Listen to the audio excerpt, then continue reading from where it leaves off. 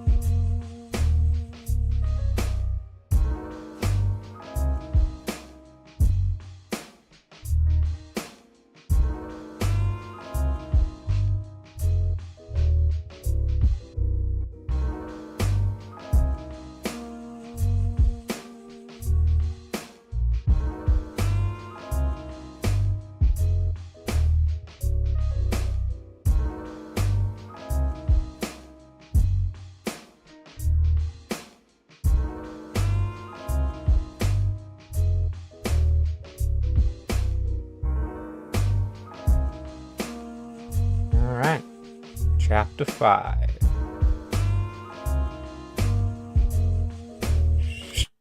Let's go.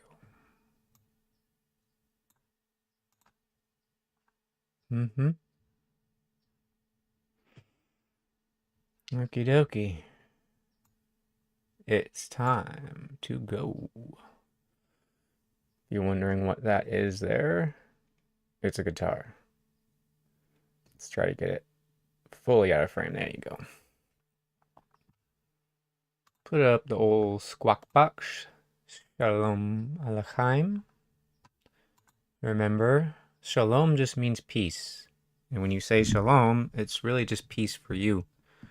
When you say shalom Aleichem, you're literally saying peace and power to your life. And the proper response is Aleichem ha-shalom. For some reason, some people get uncomfortable, like they think it sounds Muslim or something. It's like, no, it's Hebrew. Hebrews have been saying that before Arabic even existed. So, let's see. Everything is good here. I have a lot of songs in my head. One of them is Masters of War. You should go listen to that by Bob Dylan. Masters of War. It's a very good song. And Under the Milky Way. I have that on my mind. I once danced with somebody that I care for deeply. And I played that song on purpose. Just because of the lyrics. It's something quite familiar, something shimmering and bright. It brings you here despite your destination. Under the Milky Way tonight. Wish I knew what you were looking for. Might I know what you would find? You gotta lower the curtain down on Memphis. Memphis is a Egyptian city. It's an interesting song. It's got Scottish bagpipes in it too. So, this is part 5 in a series. And the reason I called it Toten über alles is because these people, there's a movie called Recess, School's Out. Very great movie. It exposes this same spirit. So just for context again, like I say every time, this is an expose. It is a critique of Mein Kampf, labeling Adolf Hitler as a benevolent psychopath. It is the spirit behind Luke, I Am Your Father. And basically it's shown in that movie with the character Benedict. He wants to get rid of recess and then ultimately summer vacation by moving the moon so we have perpetual winter. But of course, if you do that, no matter how high test scores go, it's going to eliminate all life on Earth if you made it perpetual winter. That's why that's what's displayed here. So I call it that because he wants to say Deutschland über alles when he's Darth Vader. He just destroys Alderaan. Do you understand? It's the power and the invocation on your skin. Alderaan. Or you can say it is the power and the invoking of a ruler, Ron. And that's supposed to signify what happened in World War II. If you watch those movies, Star Wars.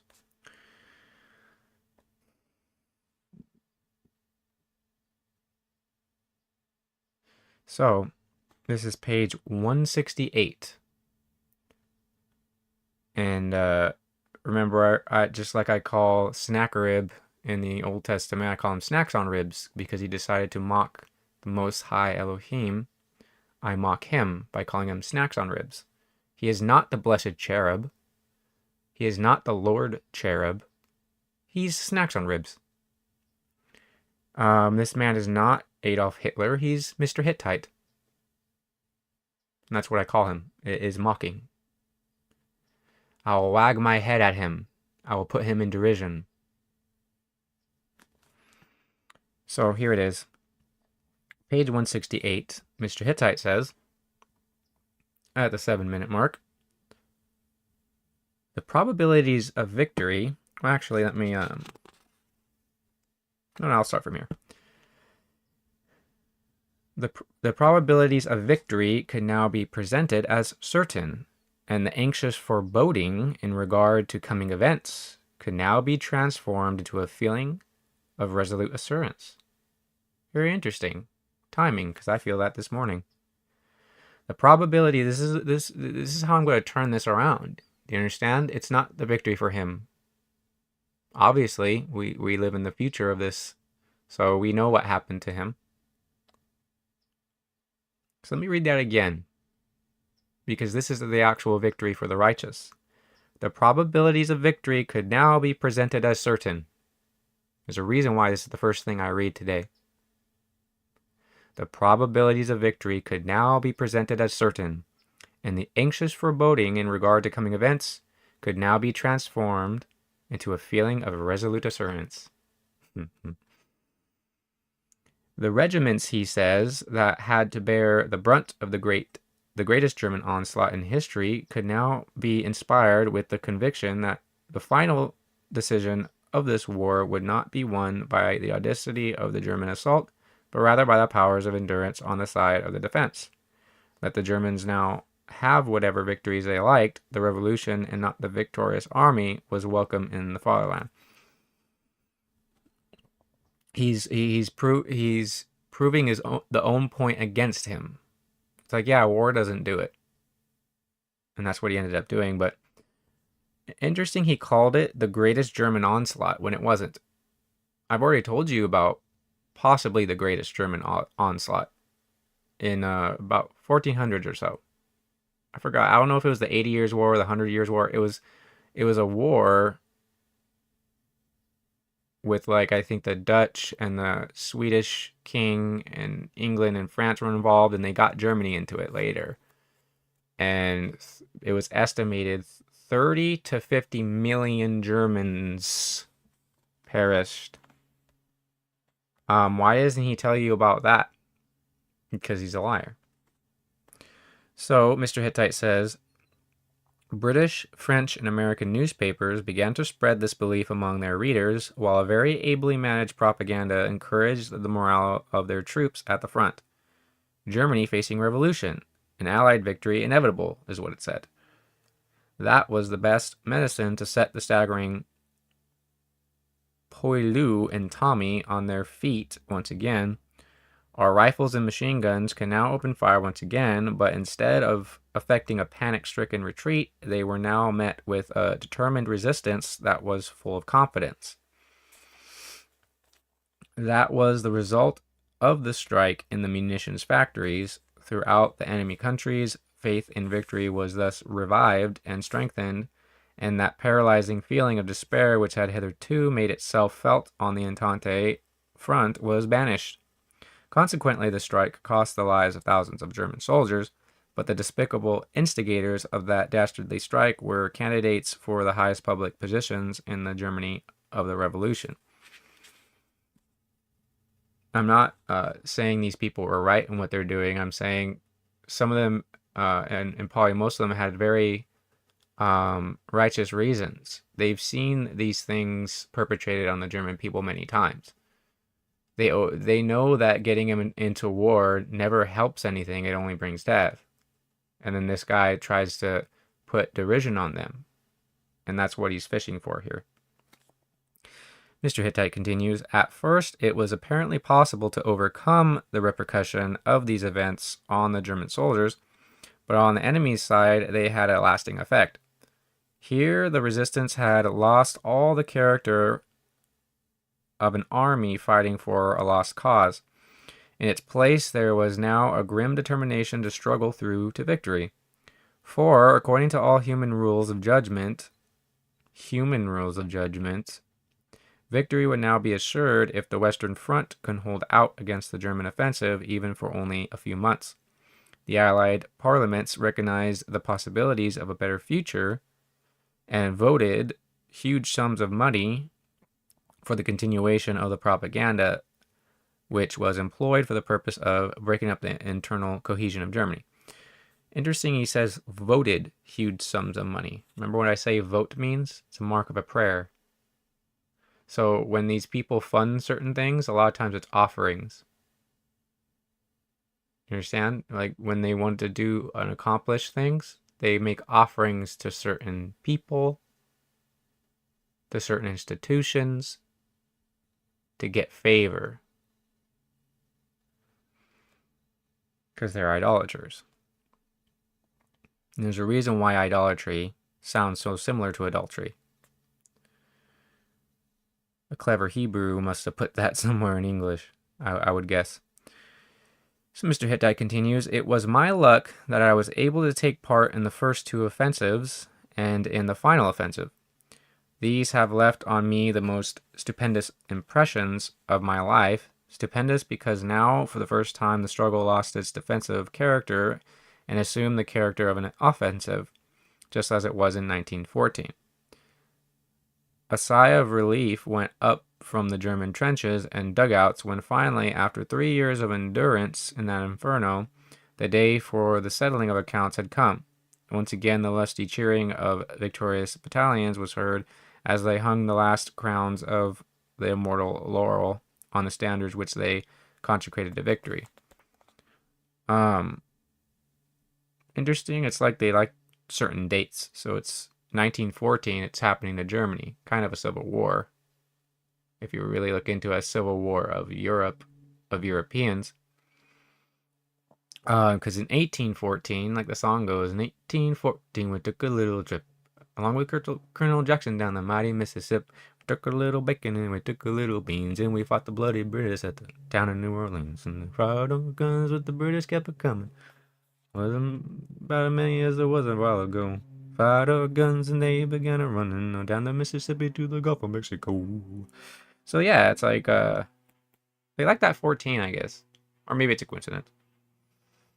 So he says, going into page 169 here. Remember what the 69 is? It's the two pillars forming and opening a portal of Lucifer. Just like when it's like a 33 or a 66, it seems like he purposely put certain topics there, but once again, it could be a coincidence. But if you have gone through a similar journey as me, know there's no coincidences. But there's certain things you should focus on and certain things you shouldn't, and I understand that. So he says, once again, the strains of patriotic songs soared upwards to the heavens, above the endless columns of marching troops, and for the last time, the Lord smiled on his ungrateful children. Who's Lord? What Lord? Because in Hebrew, that's Baal. Anyway. He continues. In the midsummer of 1918, they like midsummers and they like 18. because that's 6 plus 6 plus 6. Anyway, in the midsummer of 1918, a feeling of sultry oppression hung over the front. At home they were quarreling. About what? We heard a great deal among various units at the front. The war was now a hopeless affair, and only the foolhardy could think of victory. It was not the people, but the capitalists and the monarchy who were interested in carrying on. Such were the ideas that came from home and were discussed at the front. Interesting, because he helped capitalism. Oop, mic kind of topped out there. He helped capitalism in that Hitler warned before he attacked England, sent the pamphlets and everything, so that its Soviet British elite, so-called elite, could escape to Canada and various other places. And then he just destroyed a bunch of buildings, which of course had to have killed some people, but its main objective was to destroy a lot of buildings so that after the war, they can make a whole lot of money rebuilding. That's what capitalism is. A lot of times with capitalism and communism too, there's methods they use that to a natural person, to a person who's not wicked, it's like, how can you possibly make money that way? It's like they put in a system that does that. It's very bad. But he continues here. At first, this gave rise to only very slight reaction. What did universal suffrage matter to us? Is this what we had been fighting for during 4 years? It was a dastardly piece of robbery thus to filch from the graves of our heroes the ideals for which they had fallen. It was not to the slogan, "Long live universal suffrage," that our troops in Flanders once faced certain death, but with the cry, "Deutschland über alles in der Welt." See, they always have some kind of thing like, oh, we're fighting, does anybody here remember Vera Lynn? Remember how she said that we would meet again some sunny day. Vera, what has become of you? He continues here, a small but by no means an unimportant difference. And the majority of those who were shouting for this suffrage were absent when it came to fighting for it. All this political rabble were strangers to us at the front. During those days, only a fraction of these parliamentarian gentry were to be seen where honest Germans foregathered. So remember, that's called compartmentalization. They compartmentalize soldiers, scientists, politicians, government officials, civil servants, churches, parks and recreation, all that stuff.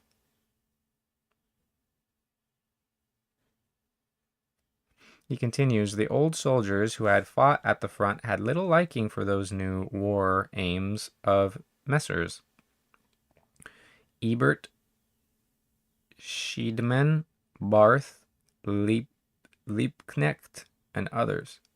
We could not understand why, all of a sudden, the shriekers should abrogate all executive powers to themselves, without having any regard to the army. That sounds like something that's coming up. From the very beginning, I had my own definite personal views. I intensely loathed the whole gang of miserable party politicians who had betrayed the people. I had long ago realized that the interests of the nation played only a very small part with this disreputable crew, and that what counted with them was the possibility of filling their own empty pockets. My opinion was that those people thoroughly deserved to be hanged. These are the words of Hitler, remember that. Because they were ready to sacrifice the peace, and if necessary allow Germany to be defeated just to serve their own ends. That's capitalist, that's communist, that's social democrat, that's national socialist. All politicians do that because they're all of one mind in these last days. And there are many antichrists. That's how we know it is the last hour. To consider their wishes would mean to sacrifice the interests of the working classes for the benefit of a gang of thieves. To meet their wishes meant that one should agree to sacrifice Germany. Look up the quote from Woodrow Wilson when he signed the Federal Reserve Act, I think it was. He said, "I've done a terrible thing. I have sold all my country and countrymen into the hands of a few wealthy men." He cut down his father's cherry tree, but then said, "Oh, I admitted I did it." Read his book, by the way. Woodrow Wilson wrote a book, and there's some interesting things in it. He gives certain views of certain classes in America and how they felt and what they said, and there's some very interesting quotes in his book. Because physically they're cowards, but they seem to write a lot of truth before they make the decision. Give them that much, I guess. Mr. Hittite continues, "Such, too, was the opinion still held by the majority of the army. But the reinforcements which came from home were fast becoming worse and worse. So much so that their arrival was a source of weakness rather than of strength to our fighting forces. The young recruits in particular were for the most part useless. Sometimes it was hard to believe that they were sons of the same nation that sent its youth into the battles that were fought round Ypres."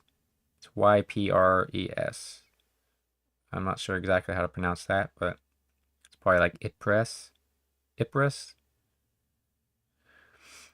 In August and September, they seem to like that, those dates, the symptoms of moral disintegration increased more and more rapidly. Well, you're entering the fall feast of the Hebrew calendar.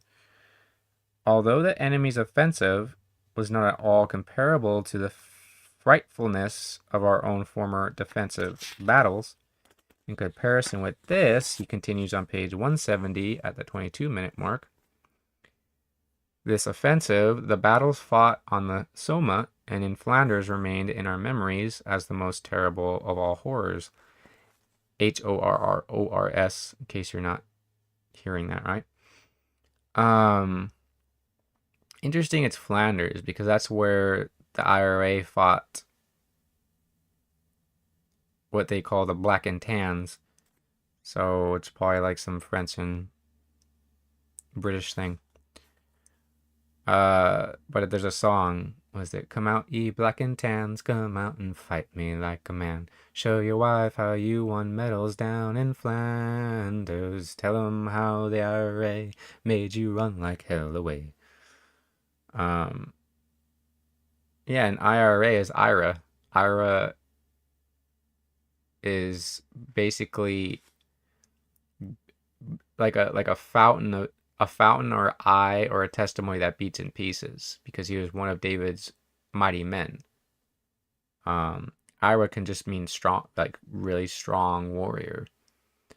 So it's interesting that these Irish men call their band IRA. It's very interesting, because Irish and Scot and Germanic and Eastern Europeans and stuff like that are actually very Semitic. And in America, there were 600,000 estimated white slaves, specifically from all the Semitic European tribes, and then 400,000 black slaves, specifically from all the Semitic tribes in Africa. You gotta ask yourself, why? So, he continues, page 170 again, 25-minute mark. "At the end of September, my division occupied, for the third time, those positions which we had once taken by storm as young volunteers. What a memory! Here we had received our baptism of fire." Remember, I posted something a long time ago. It was something about a television or something about a type of baptism. And it said, a news organization in America had said that many new states had got their baptism into like television or something. I gotta find that. It was very, very, very weird. So now he's saying that shedding blood somehow is equivalent to baptism by fire. You see how he blasphemes.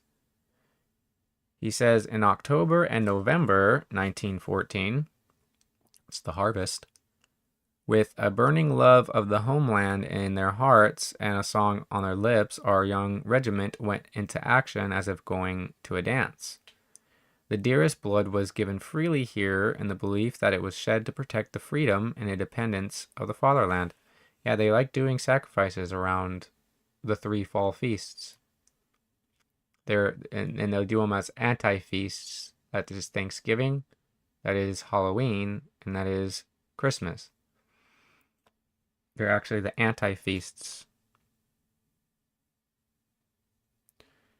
He continues, in July 1917, we set foot for the second time on what we regarded as sacred soil. We're not our best comrades at rest here, some of them little more than boys.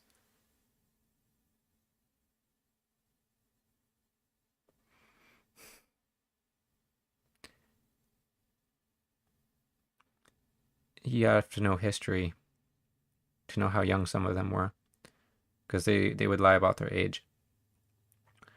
The soldiers who had rushed into death for their country's sake, their eyes glowing with enthusiastic love. The older ones among us, who had been with the regiment from the beginning, were deeply moved as we stood on this sacred spot where we had sworn loyalty and duty unto death. 3 years ago, the regiment had taken this position by storm.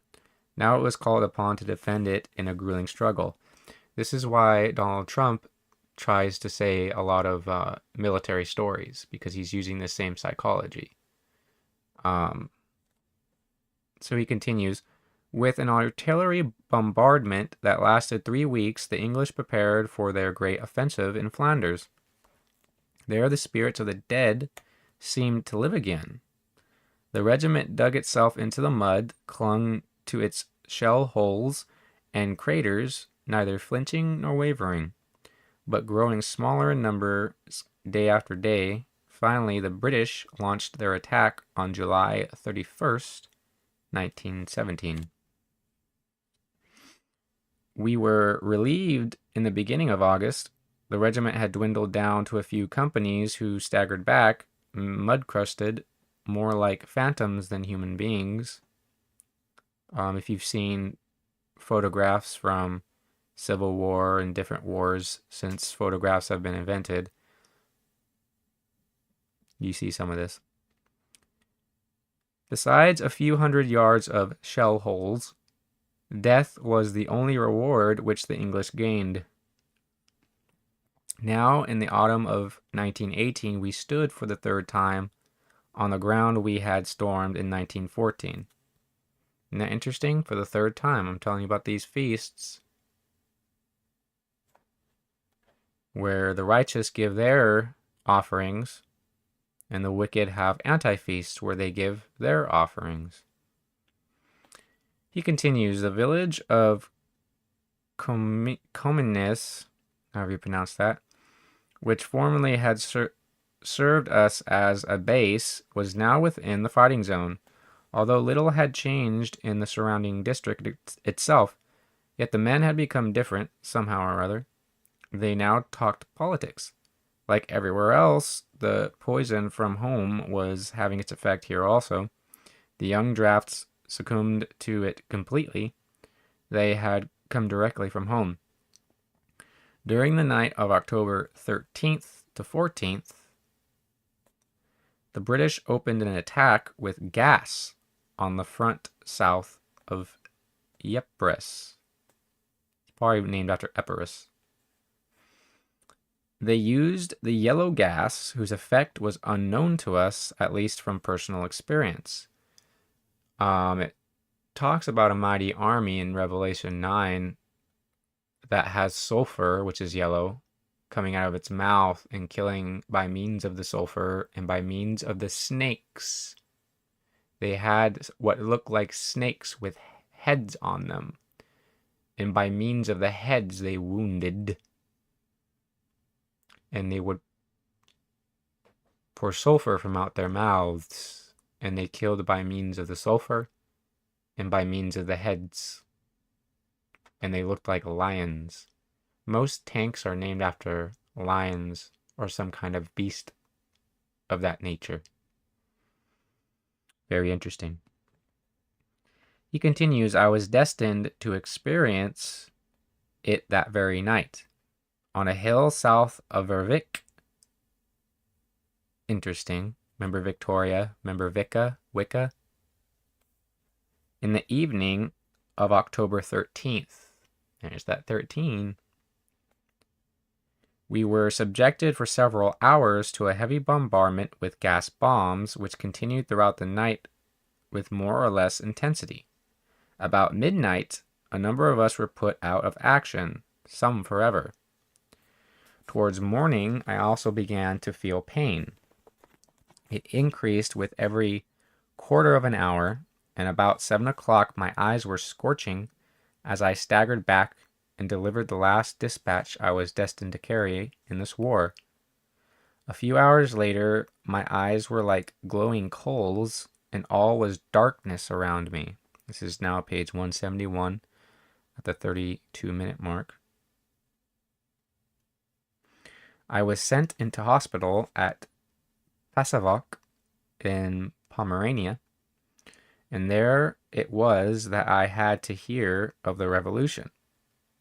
So whether I think he experienced this because, like I said, they use veterans as MK Ultra type subjects. They try to make them into leaders and instigate them because people who've experienced war can rally a lot of troops. So I do believe he actually went through this. But again, he succumbed to the wickedness and became a sorcerer. So he continues, for a long time there had been something in the air which was indefinable and repulsive. People were saying that something was bound to happen within the next few weeks, although I could not imagine what this meant. In the first instance, I thought of a strike similar to one which had taken place in spring. Unfavorable rumors were constantly coming from the Navy, which was said to be in a state of ferment, but this seemed to be a fanciful creation of a new isolated young people. It is true that at the hospital they were all talking about the end of the war and hoping that this was not far off, but nobody thought that the decision would come immediately. I was not able to read the newspapers. In November, the general tension increased. Then one day, disaster broke in upon us suddenly and without warning. Sailors came in motor lorries and called on us to rise in revolt. A few J-boys, he calls them, which remember they're Soviets, but he calls them what they want to be called, were the leaders in that combat for the liberty, beauty, and dignity of our national being. Not one of them had seen active service at the front. Through the medium of a hospital for venereal diseases, these 3 Orientals had been sent back home. Now their red rags were being hoisted here. So this is a kind of psychology that they could put soldiers under, and workers. Workers are propagandized to see people who teach and exhort and bring people together and use their speech mainly. They see them as lazy or not accomplishing anything. They get the soldiers to believe that people who are doing this also are weak or they're cowards because they don't want to slay people. It's a very horrible paradigm. But if we just proclaim peace and find solidarity with one another and stop acting like children and people of the flesh, how I want to do it, me and my walk, I, me, and rather seek what is beneficial to all, then we won't have to go through these things that he writes about. But he chose to go in with the compartmentalization of the army and act like he's fighting for the compartmentalizationized workers. He continues, during the last few days, I had begun to feel somewhat better. The burning pain in the eye sockets had become less severe. Gradually, I was able to distinguish the general outlines of my immediate surroundings, and it was permissible to hope that at least I would recover my sight sufficiently to be able to take up some profession later on. That I would ever be able to draw or design once again was naturally out of the question. Thus I was on the way to recovery when the frightful hour came. My first thought was that this outbreak of high treason was only a local affair. I tried to enforce this belief among my comrades. My Bavarian hospital mates, in particular, were readily responsive. Their inclinations were anything but revolutionary. I could not imagine this madness breaking out in Munich, for it seemed to me that loyalty to the house of Wittelsbach was, after all, stronger than the will of a few jays. If who he's talking about are real Christians or real Torah followers, then no. One can chase 10,000. Two can put a whole army to flight if they are actually going by Abrahamic, Mosaic, Davidic, Messianic principles. He continues, and so I could not help believing that this was merely a revolt in the Navy and that it would be suppressed within the next few days. Within the next few days came the most astounding information of my life. The rumors grew more and more persistent. I was told that what I had considered to be a local affair was in reality a general revolution. That's called compartmentalization, too. In addition to this, from the front came the shameful news that they wished to capitulate. What? Was such a thing possible? So he continues here on page 172 on the 38-minute mark. On November 10th, the local pastor visited the hospital for the purpose of delivering a short address. And that was how we came to know the whole story. I was in a fever of excitement as I listened to the address. The reverend old gentleman seemed to be trembling when he informed us that the house of Hohenzollern should no longer wear the imperial crown, that the fatherland had become a republic, that we should pray to the Almighty not to withhold his blessing from the new order of things and not to abandon our people in the days to come. So that's what they were told. Republic is literally Rampan Ika. It's the Society of Rampan. So there was this picture I saw. I can maybe show it through my phone. Let me see here. Put the brightness up here. So there is this. Let's see if you can see it. You can't see the writing, but see how there's 4 levels of this building? There's 4 levels here. The first level is the Roman Empire. It's red like a dragon. The Byzantine Empire, the ships and the maritime.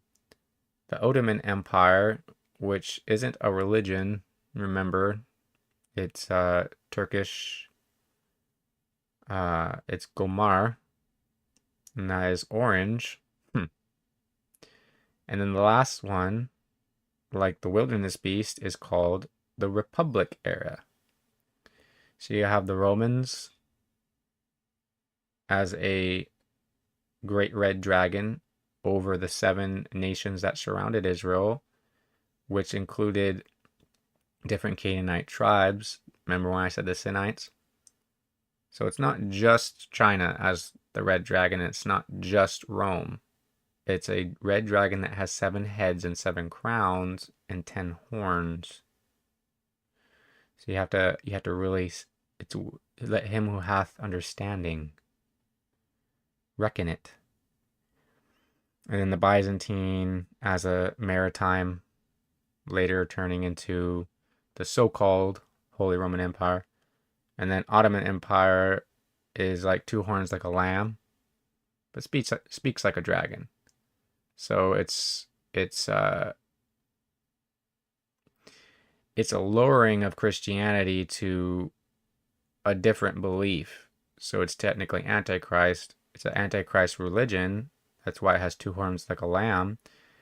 And it's referring to the horns that they usually depict Moses. So it's a Mosaic belief, but it speaks like a dragon. It's Roman because it denies that Messiah was crucified as to absolve them from what they did, and it denies that he was Ben Elohim because they want that crown. Do you understand? So then all of that paves the way for that ancient wilderness beast, always depicted with blasphemous names all over it. And it is the Republic, the Rampanka, Cop, the Cop of Ramphan.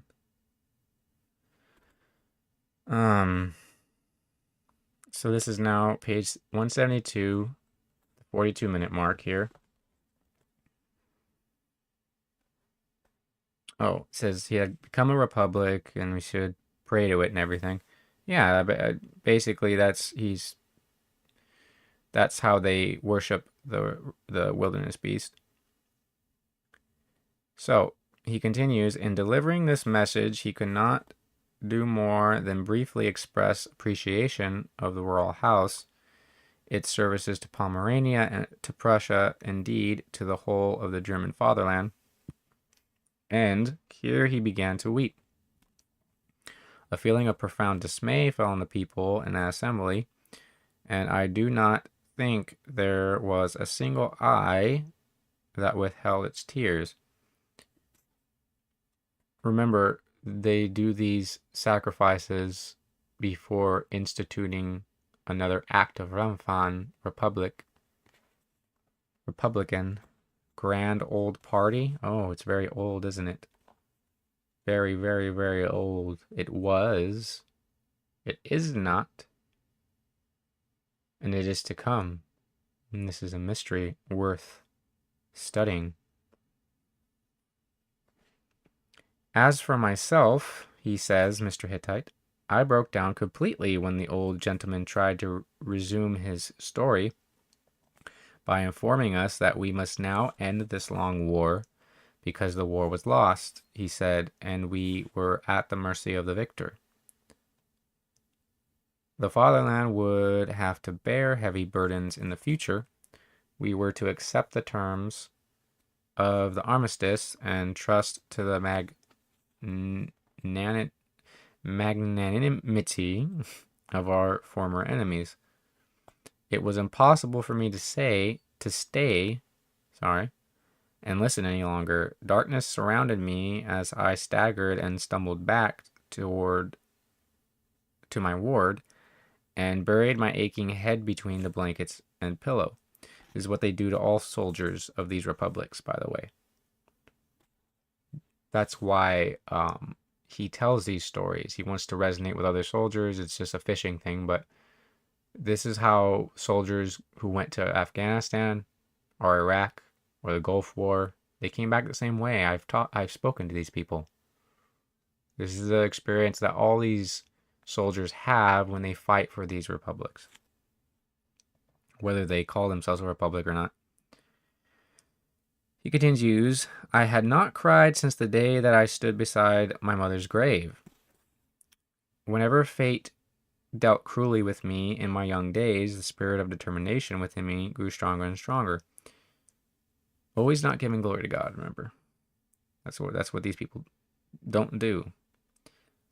During all those long years of war, he says, when death claimed many a true friend and comrade from our ranks, remember what Messiah said? Even wicked people love those who love them. Even wicked people pay back those who help them out. Even wicked people have friends. They're not going to be quite like a righteous person's friend, but these people can cry. These people can feel. If they succumb to the wickedness, then they become numb. But when they're still young and they're still doing things, they still feel.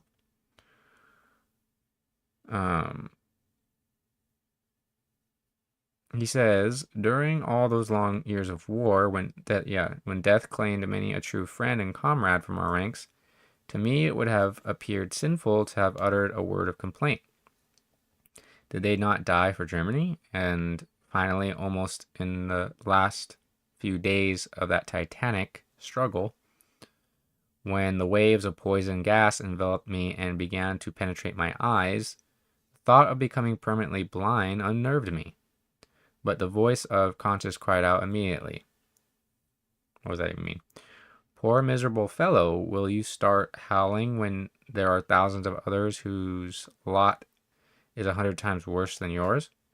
And so I accepted my misfortune in silence, realizing that this was the only thing to be done, and that personal suffering was nothing when compared with the misfortune of one's country. So all had been in vain. In vain all the sacrifices and privations, in vain the hunger and thirst for endless months, in vain those hours that we stuck to our posts through the fear of death gripped our souls, and in vain the deaths of 2 millions who fell in discharging this duty. Think of those hundreds of thousands who set out with hearts full of faith in their fatherland and never returned. Ought not their graves to open, so that the spirits of those heroes, bespattered with mud and blood, should come home and take vengeance on those who had so despicably betrayed the greatest sacrifice which a human being can make for his country? You see how they do this to all soldiers. That's why he even tells these stories later. He's trying to convince people that he's doing the right thing, but he's not. Because Roman soldiers can say the same thing. Babylonian soldiers can say the same thing. It doesn't make you righteous because you had feelings. But they use their feelings and they talk about their dreams and all that. So, was it for this that the soldiers died in August and September 1914?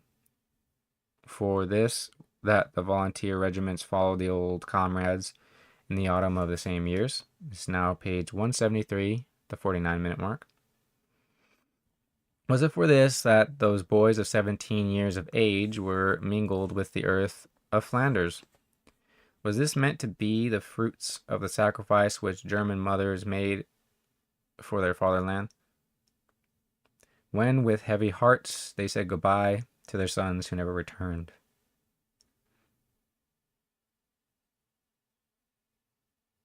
Has all this been done in order to enable a gang of despicable criminals to lay hands on the fatherland? These are going to be real feelings. You understand? Even the wicked don't like to be wronged. Nobody likes to be wronged, and nobody likes to feel pain. Nobody likes to see their friends die. Now, they show you in movies of like Star Wars showing you how Anakin Skywalker got, that doesn't make him right because he had feelings. Doesn't make him right because he protected certain things. He decided to feel hatred. So he became evil. That's how it works. Anybody can become this man if they let it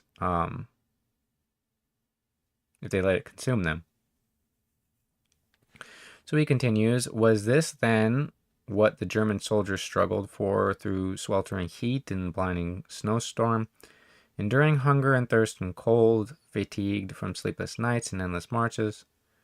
Was it for this that he lived through an inferno of artillery bombardments, lay gasping and choking during gas attacks, neither flinching nor faltering, but remaining staunch to the thought of defending the fatherland against the enemy? Certainly these heroes also deserve the epitaph, "Traveler, when you come to Germany, tell the homeland that we lie here, true to the fatherland, faithful to our duty." And at home? But was this the only sacrifice that we had to consider? Was the Germany of the past a country of little worth? Did she not owe a certain duty to her own history? Remember, he doesn't tell you the history of the 30 to 50 million that perished. I wonder why. Is he protecting something? Why did he protect the British royals and all of the most important targets by sending leaflets and letting them escape to Canada and all those other places, than just destroying the buildings so that capitalism can make a boatload of money after the war?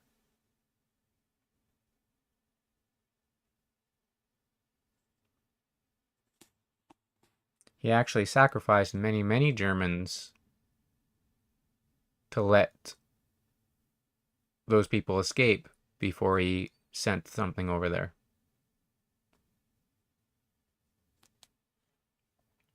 He continues, were we still worthy to partake in the glory of the past? How could we justify this act to future generations? What a gang of despicable and depraved criminals! The more I tried then to glean some definite information of the terrible events that had happened, the more my head became afire with rage and shame.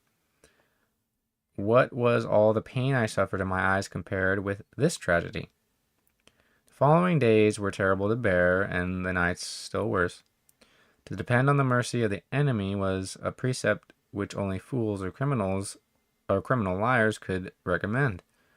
During those nights my hatred increased, hatred for the originators of this dastardly crime. Isn't that interesting? I mentioned the Anakin Skywalker thing, and he just admits, yeah, hatred is what manifested out of this.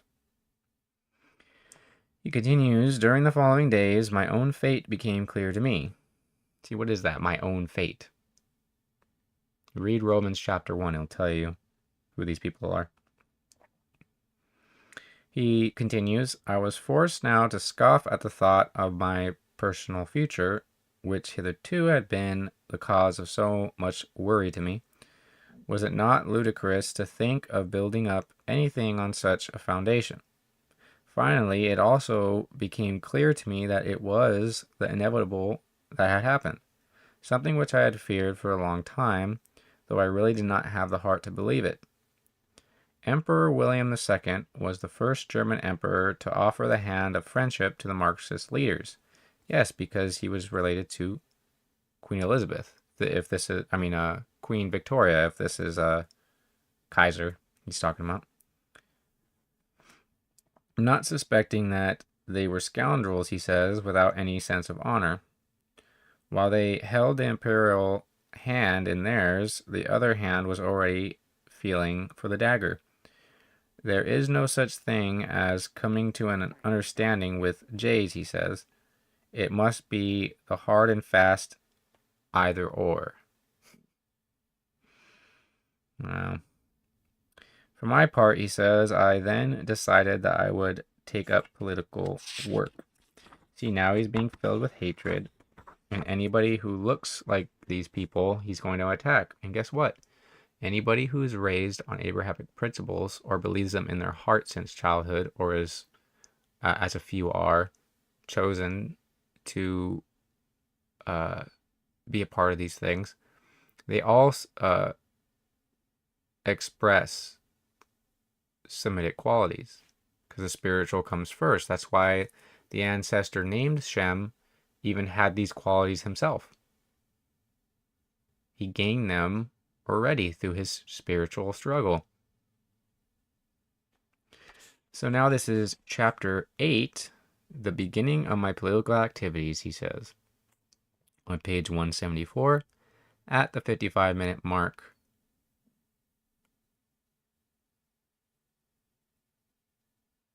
I'll try to actually read 2 pages to see if I can read 2 pages in 5 minutes. Doesn't sound too hard. Mr. Hittite says, chapter 8, the beginning of my political activities. Towards the end of November, I returned to Munich. I went to the depot of my regiment, which was now in the hands of the soldiers' councils. As the whole administration was quite repulsive to me, I decided to leave it as soon as I possibly could, with my faithful war comrade, Ernst Schmidt. Same last name as half my family.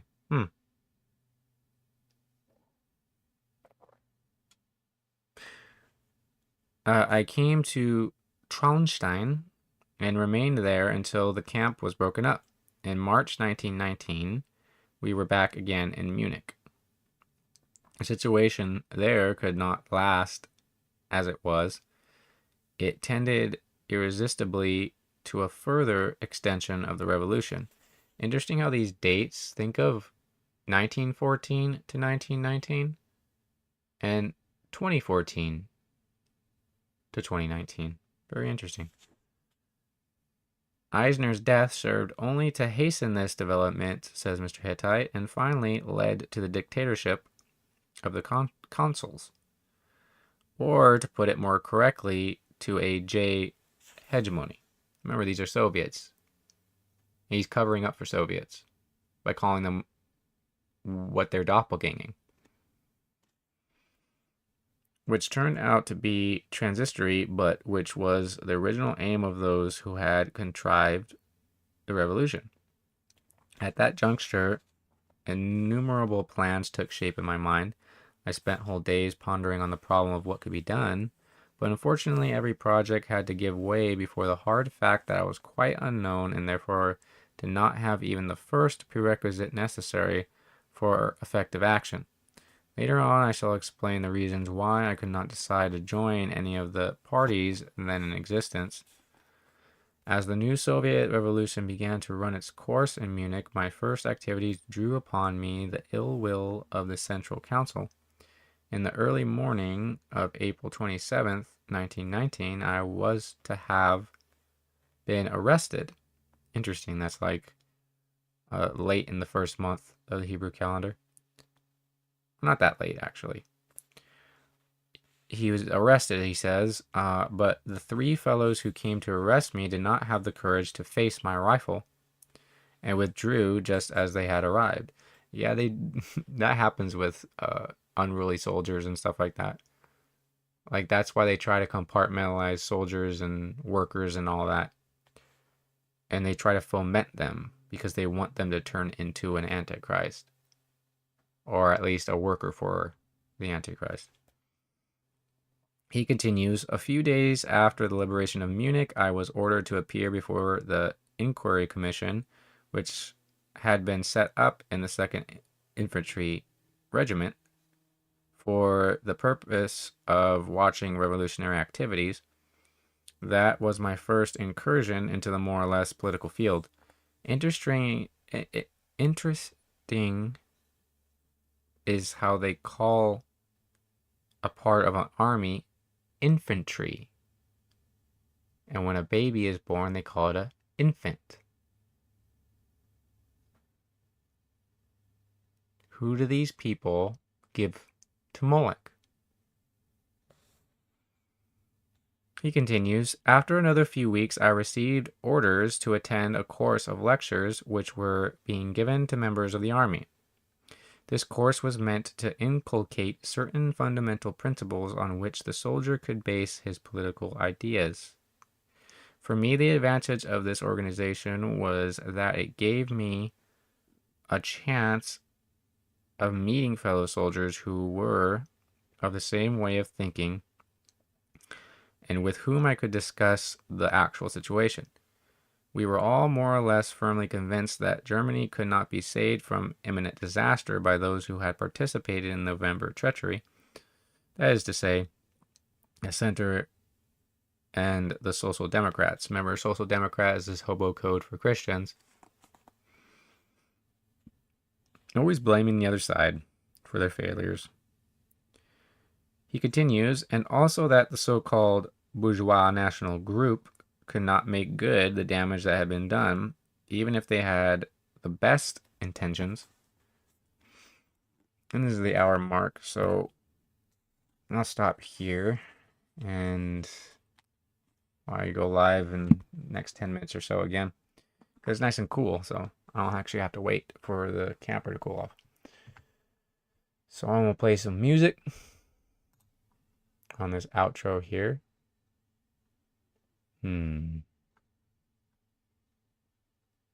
I'll play this one. It's called This Is the New Beat.